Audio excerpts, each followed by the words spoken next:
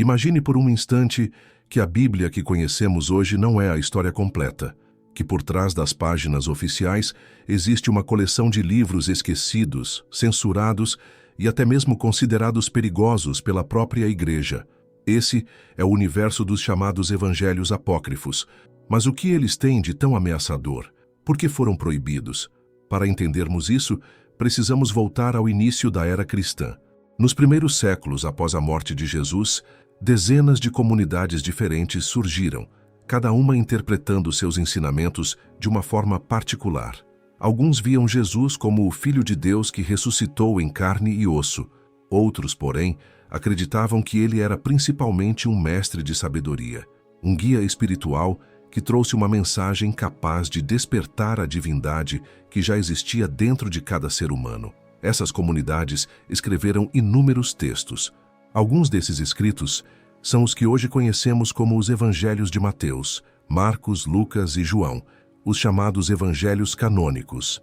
Mas havia muitos outros: o Evangelho de Tomé, o Evangelho de Maria Madalena, o Evangelho de Filipe, o Evangelho de Judas, entre outros.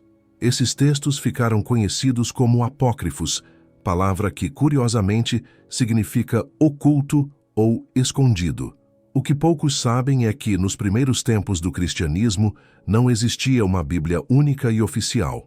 Cada comunidade tinha acesso a diferentes escritos e os interpretava conforme sua própria visão. Foi apenas no século IV, durante o Concílio de Nicéia, que a Igreja começou a definir quais livros fariam parte do Novo Testamento.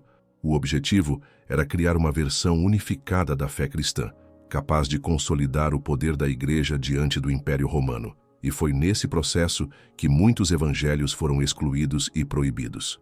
Mas a questão que intriga estudiosos até hoje é: por quê?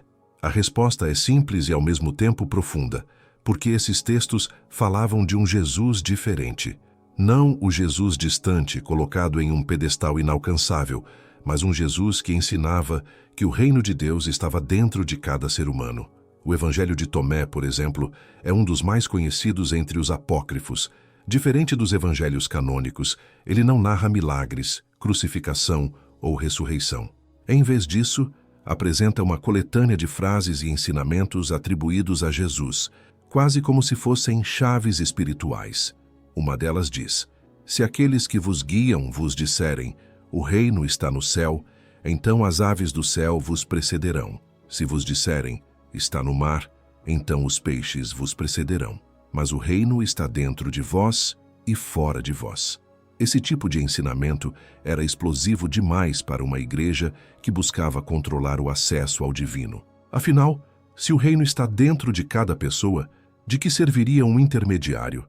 Por que depender de sacerdotes, rituais e instituições se o próprio ser humano já carregava a centelha de Deus dentro de si? E não era só o Evangelho de Tomé. O Evangelho de Maria Madalena apresenta uma visão em que Maria é retratada como a discípula mais próxima de Jesus, aquela que compreendeu sua mensagem de maneira mais profunda. Isso confrontava diretamente a ideia da igreja primitiva, que buscava estabelecer uma hierarquia masculina e patriarcal, excluindo o protagonismo feminino. Já o Evangelho de Filipe falava sobre os mistérios do amor espiritual e da união entre o homem e a mulher como reflexo da ligação divina. Ideias assim eram vistas como perigosas porque retiravam o controle da fé das mãos de poucos e devolviam o poder ao indivíduo. Por isso, durante séculos, esses textos foram perseguidos, queimados e condenados como heresia. A própria palavra heresia não significa mentira, mas sim escolha. Ou seja, as pessoas que optavam por seguir outra interpretação eram taxadas como hereges simplesmente por escolherem acreditar de uma forma diferente.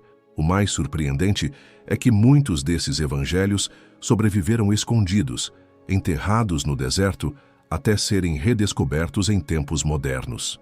Um dos maiores achados aconteceu em 1945, em Nag Hammadi, no Egito, quando camponeses encontraram jarros de barro contendo manuscritos antigos.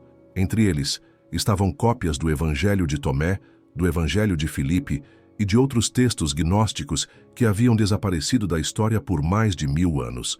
Essa descoberta foi como abrir um portal para o passado, revelando uma versão do cristianismo que a Igreja tentou apagar. Um cristianismo mais livre, mais espiritual e menos institucionalizado. Portanto, o segredo dos evangelhos apócrifos não está apenas no que eles dizem, mas no que eles representam. Um convite para que cada pessoa busque a verdade dentro de si, sem depender de dogmas impostos de fora. Eles mostram que a mensagem de Jesus talvez fosse muito maior do que aquela registrada nas páginas oficiais da Bíblia. E aqui está o ponto crucial.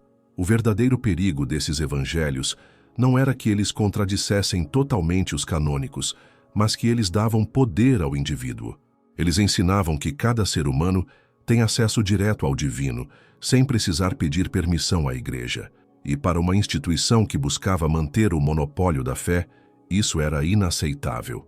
Entre todos os evangelhos apócrifos encontrados, nenhum despertou tanta curiosidade e fascínio quanto o Evangelho de Tomé. Diferente dos textos canônicos que narram a vida, a morte e a ressurreição de Jesus, o Evangelho de Tomé é essencialmente uma coleção de ditos, frases e ensinamentos atribuídos ao Mestre. São ao todo 114 logia, ou dizeres, que revelam um Jesus muito mais voltado ao despertar interior do que aos rituais externos. O que impressiona é que nesse Evangelho, Jesus não aparece realizando milagres espetaculares nem descrevendo o fim dos tempos em detalhes assustadores. Aqui, ele surge como um mestre espiritual, quase um filósofo da alma, que transmite chaves de sabedoria capazes de transformar a consciência humana. Para os estudiosos, esses dizeres não são apenas frases, mas palavras de poder, carregadas de um sentido profundo e muitas vezes enigmático. Um dos trechos mais conhecidos afirma: se revelardes o que está dentro de vós, o que está dentro de vós vos salvará. Se não revelardes o que está dentro de vós, o que não revelardes vos destruirá. Esse ensinamento mostra claramente o foco no autoconhecimento. Jesus não aponta para um Deus distante nos céus, mas para a divindade que habita no interior de cada ser humano. O reino não é um lugar físico, mas um estado de consciência que se acessa quando o indivíduo reconhece quem realmente é. Outro trecho impactante diz: conhece-te a ti mesmo e compreenderás que és filho do Pai vivo. Essa frase ecoa fortemente a máxima grega inscrita no templo de Delfos. Conhece-te a ti mesmo e conhecerás o universo e os deuses. É como se o Evangelho de Tomé unisse a sabedoria ocidental e oriental em uma mesma visão, a de que o caminho para Deus não está fora, mas dentro do próprio ser humano. O que torna esse evangelho ainda mais intrigante é a maneira como apresenta as palavras de Jesus quase como mantras espirituais. Diferente dos discursos longos encontrados em Mateus ou João, aqui cada dizer é curto, direto e profundo. É como se fossem fórmulas vivas, que não deveriam apenas ser lidas, mas meditadas, repetidas, absorvidas. Em muitas tradições espirituais, como o hinduísmo e o budismo, palavras sagradas, os mantras, são vistas como vibrações capazes de alterar a mente e a alma. O Evangelho de Tomé parece seguir essa mesma linha, sugerindo que os ensinamentos de Jesus eram muito mais do que mensagens morais. Eram palavras transformadoras, capazes de abrir portais de consciência. Um exemplo disso é a frase: o que procurais já está dentro de vós. Quando o encontrardes, ficareis perturbados, e quando ficardes perturbados, ficareis maravilhados, e reinareis sobre o todo. Essa passagem revela a jornada espiritual em 3 etapas. Primeiro, a busca interior, depois o choque da descoberta, que muitas vezes abala as certezas que sustentamos, e por fim, a maravilha da iluminação. Não é um processo simples, mas uma verdadeira travessia da alma. Agora, por que um evangelho assim seria tão ameaçador à Igreja? A resposta é clara: porque ele elimina a necessidade de intermediários. Se cada pessoa pode acessar o reino dentro de si, então sacerdotes, dogmas e instituições perdem o monopólio da fé. O Evangelho de Tomé apresenta um Jesus que não impõe uma religião, mas oferece um caminho direto de conexão com o divino. Outro ponto interessante é a ausência de relatos sobre a ressurreição. Nos evangelhos oficiais, a ressurreição é o centro da narrativa, a prova definitiva da divindade de Cristo. Já em Tomé, O foco não está em crer em um milagre histórico, mas em viver a transformação interior aqui e agora. Isso colocava em risco toda a estrutura de poder da Igreja, que se sustentava na ideia de que apenas por meio dela se poderia alcançar a salvação. Além disso, o Evangelho de Tomé se aproxima muito do que conhecemos hoje como gnosticismo. Os gnósticos acreditavam que o ser humano carrega uma centelha divina presa no corpo e que o verdadeiro propósito da vida é despertar essa luz interior. Para eles, a salvação não vinha pela obediência cega, mas pelo conhecimento profundo, a gnose. E esse conhecimento não era teórico, mas uma experiência direta do divino. É por isso que as palavras de Jesus, nesse Evangelho, são quase enigmáticas. Elas não entregam respostas prontas, mas provocam, instigam, convidam à reflexão. São como sementes plantadas na mente, que germinam apenas quando o buscador está pronto para compreender. Do ponto de vista histórico, esse Evangelho também é fascinante, porque muitos estudiosos acreditam que alguns de seus dizeres sejam mais antigos do que os registrados nos evangelhos canônicos.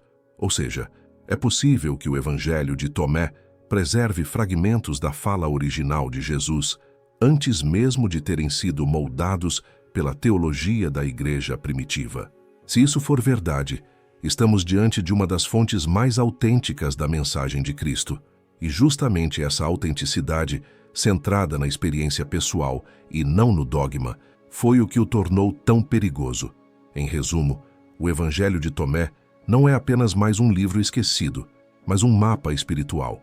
Ele mostra que o verdadeiro poder das palavras de Jesus não estava em construir templos ou fundar religiões, mas em despertar a consciência humana. Palavras simples, curtas e diretas, mas capazes de abalar impérios, porque lembram ao ser humano que a centelha divina já está dentro dele. Se os evangelhos apócrifos traziam apenas outra perspectiva sobre Jesus, por que foram considerados tão perigosos? Para entender isso, precisamos olhar para o contexto histórico da Igreja primitiva. Afinal, a exclusão desses textos não foi apenas uma questão teológica, mas principalmente uma questão de poder e controle. Nos primeiros séculos do cristianismo, não existia uma igreja única e centralizada.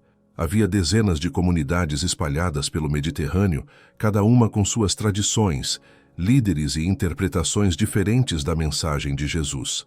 Algumas enfatizavam a fé, outras o conhecimento, algumas celebravam a ressurreição literal, enquanto outras viam tudo de forma simbólica. Essa diversidade era rica, mas também representava um desafio. Como manter a unidade em um movimento que crescia rapidamente? Foi nesse cenário que surge a necessidade de criar um cânone, ou seja, uma lista oficial de livros que representariam a verdadeira fé. Esse processo começou ainda no século II, mas foi consolidado no século IV, especialmente após o Concílio de Nicéia, em 325 d.C., convocado pelo imperador Constantino. Embora o concílio não tenha definido diretamente o Novo Testamento, ele abriu o caminho para uma igreja unificada, alinhada com o poder do Império Romano. E aqui entra o ponto crucial. Os evangelhos apócrifos, como o de Tomé ou o de Maria Madalena, não apenas apresentavam ideias diferentes, mas questionavam diretamente a autoridade da instituição que estava nascendo. Eles ensinavam que o acesso ao divino era direto, pessoal e interior, sem necessidade de sacerdotes, rituais ou hierarquias. Isso significava, na prática, que a Igreja perderia seu papel central, como mediadora entre Deus e os homens.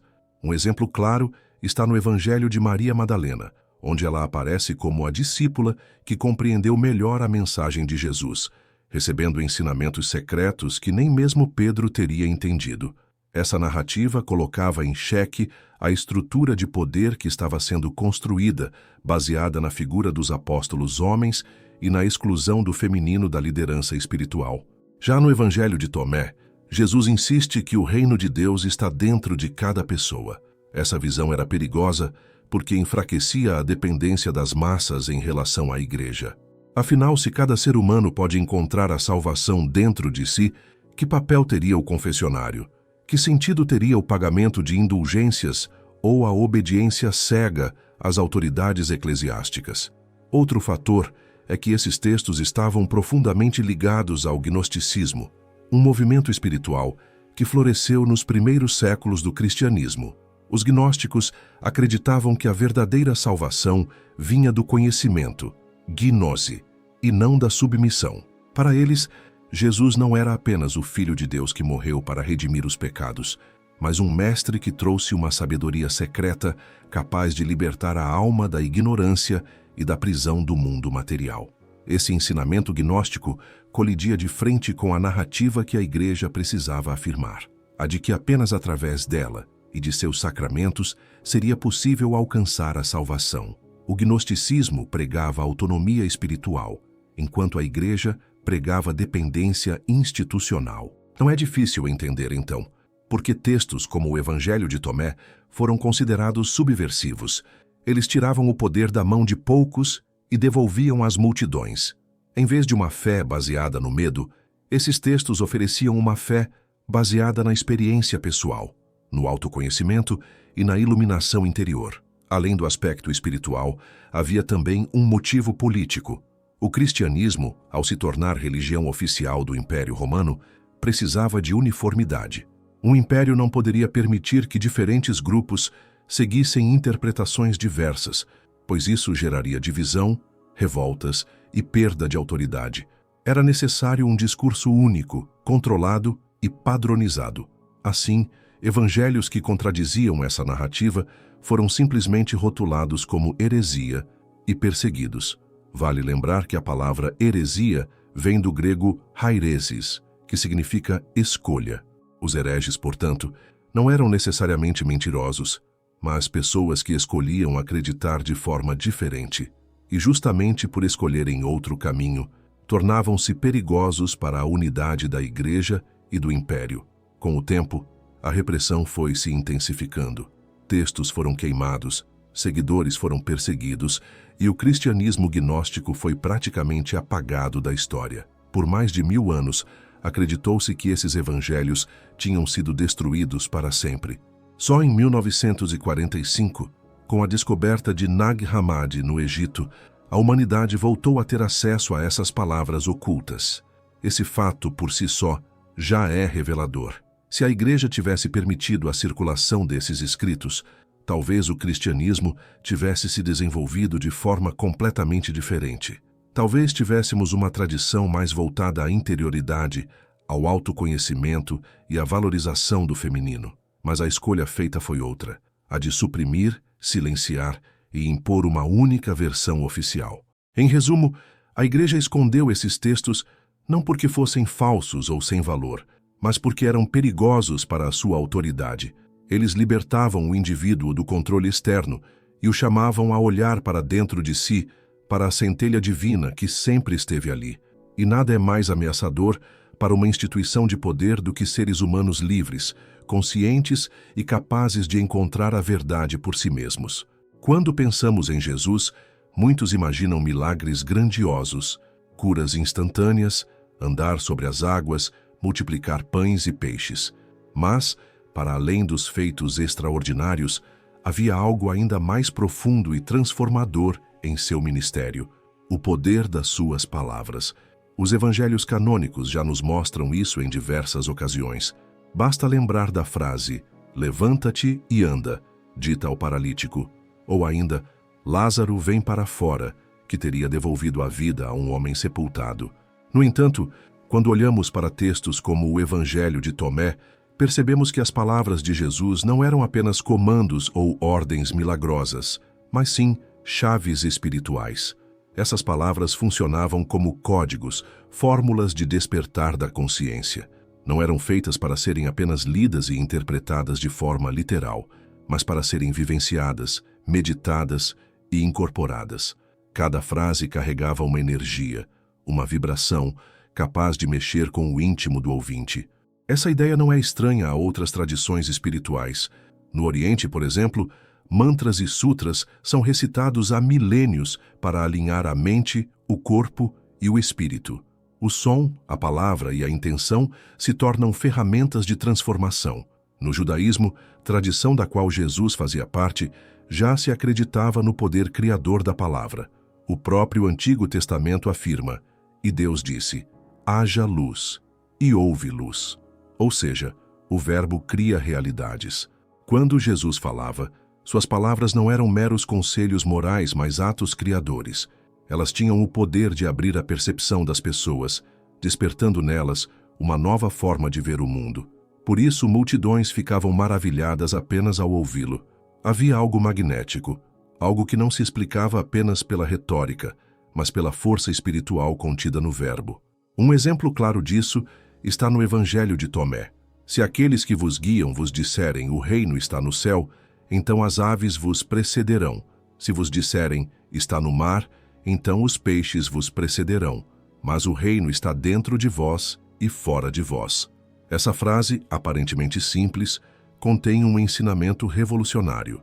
Ela desconstrói a ideia de um paraíso distante, prometido apenas para depois da morte, e convida cada pessoa a perceber que o divino já está presente aqui e agora, em cada respiração, em cada gesto, em cada pensamento. Do ponto de vista espiritual, isso muda tudo, porque se o reino está dentro de nós, então nossas palavras também carregam poder.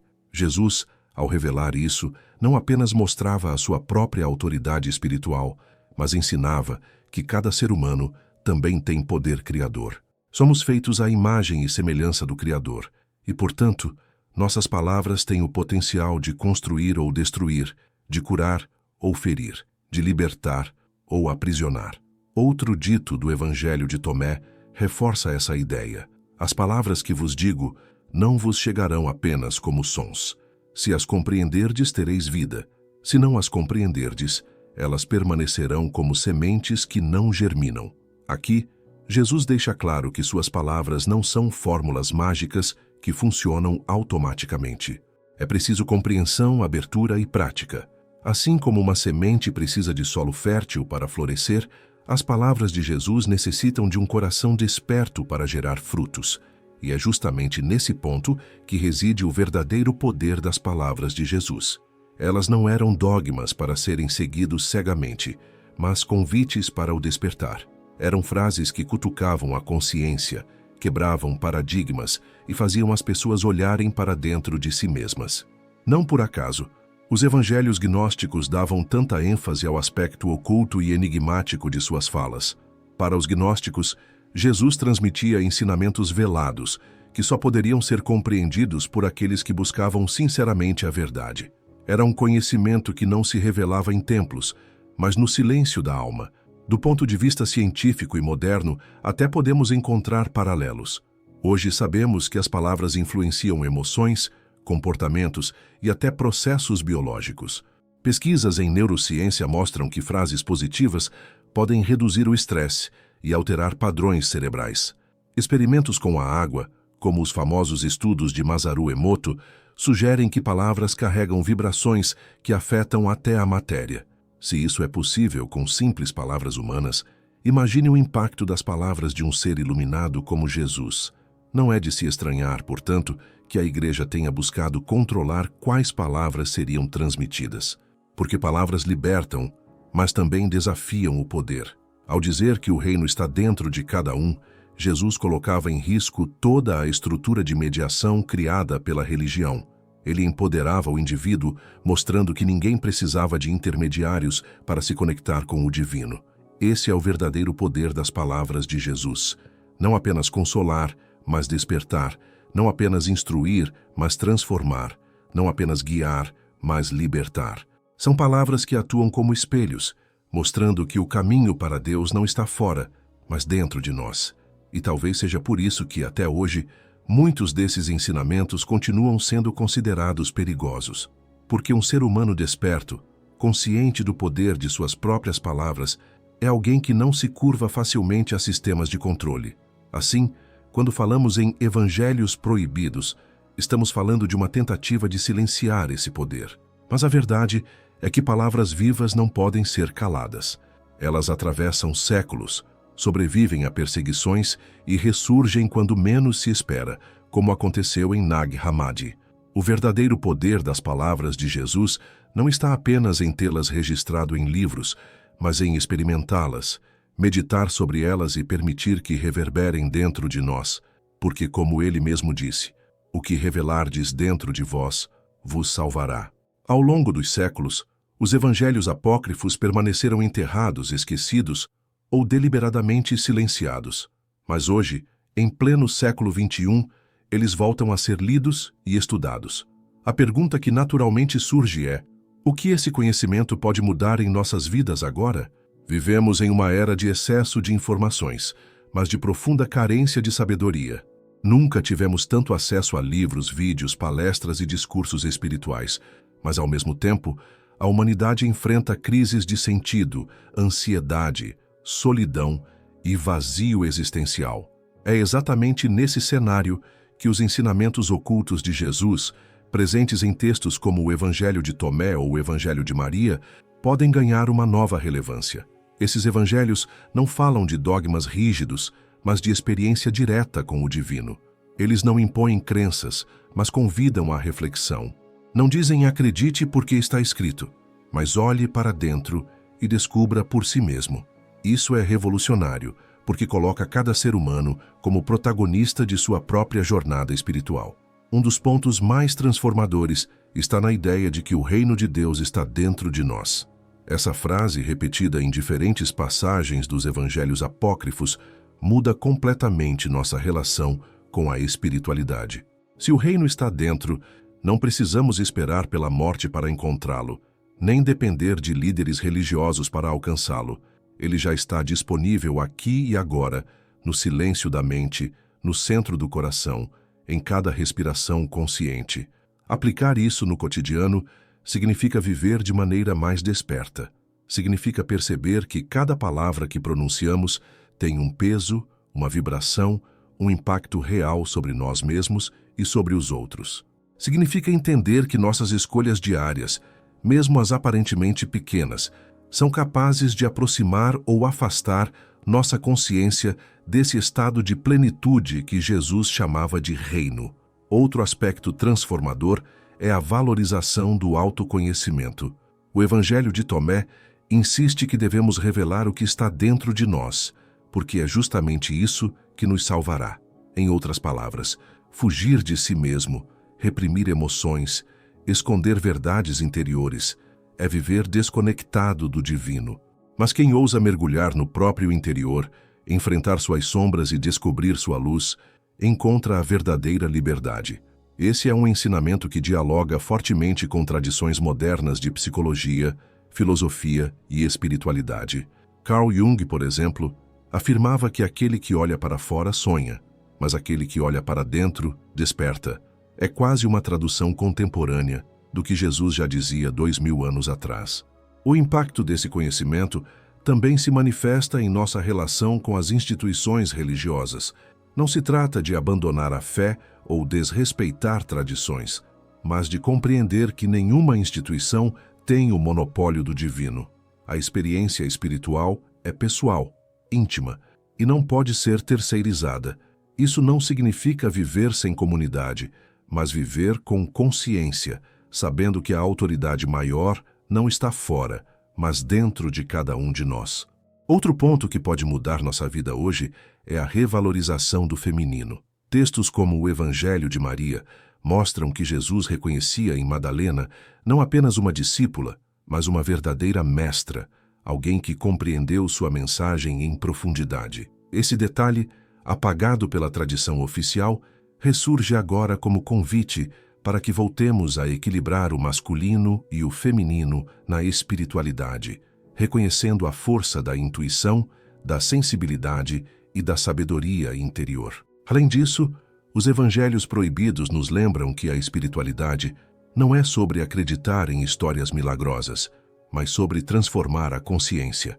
Quando Jesus dizia, "O que revelardes em vós vos salvará", ele estava ensinando que a verdadeira ressurreição não é apenas um acontecimento futuro, mas um processo que pode acontecer dentro de cada pessoa, todos os dias. Ressuscitar, nesse sentido, é acordar de um estado de inconsciência para um estado de presença e clareza. O que isso muda hoje? Muda nossa forma de viver. Em vez de buscarmos salvação apenas como promessa distante, passamos a vivê-la no presente. Em vez de aguardarmos um milagre externo, passamos a descobrir o milagre da vida interior. Em vez de sermos dependentes de autoridades externas, nos tornamos responsáveis pela nossa própria jornada espiritual. E aqui está a ironia.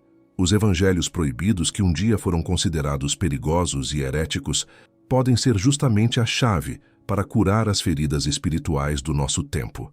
Eles nos convidam a reencontrar o Jesus que não veio fundar religiões, mas despertar consciências. O Jesus que não pediu templos de pedra, mas templos vivos, feitos de seres humanos em busca de sua própria luz.